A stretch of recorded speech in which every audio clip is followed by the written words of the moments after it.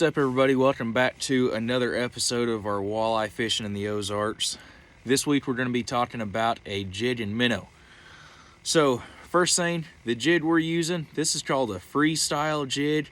I get them poured here locally by a fella that used to be a basketball coach here in town.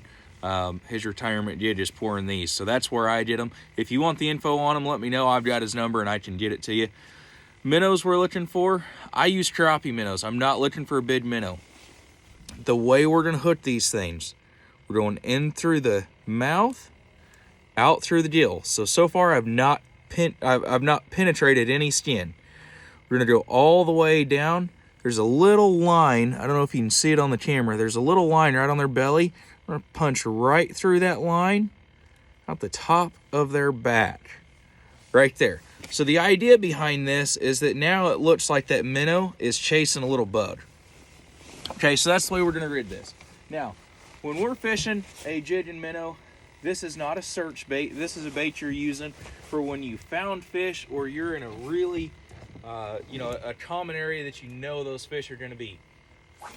Super long cast. The reason I'm going to hook them this way, I can cast them as far as I want without having to worry about that thing coming off of there.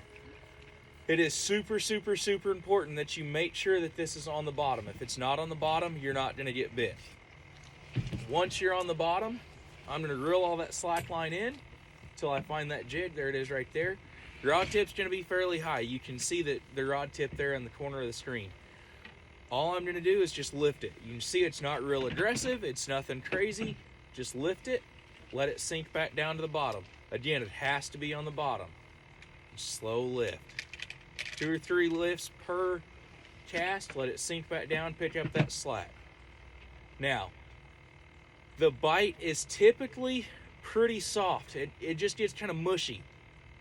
I tell everybody it kind of feels like you picked up a leaf on the end of your line. When you feel that, you have to set the hook really hard. These walleye have a really bony mouth. 9 times out of 10, you're going to pop them right in the hood of the mouth. So you really have to set it hard. That's where this braided line really comes into play. There's zero stretch in it, and I can really drive that hook home. So that's my jig and minnow technique. Normally this is a deeper water technique. I'm looking for, I'm going to say 15 foot or deeper.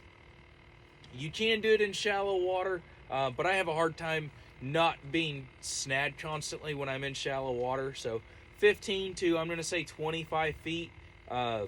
That 3/16 freestyle jig with a little crappie minnow. So that's what I'm doing. It works really, really well. I catch probably, I don't know, I'm going to say 60% of my walleye are caught on a jig and minnow every year. So give that a try. I hope it helps you catch some fish. If you got any questions, let me know in the comments and I'll do my best to answer them. Thanks, guys, and good luck out on the water.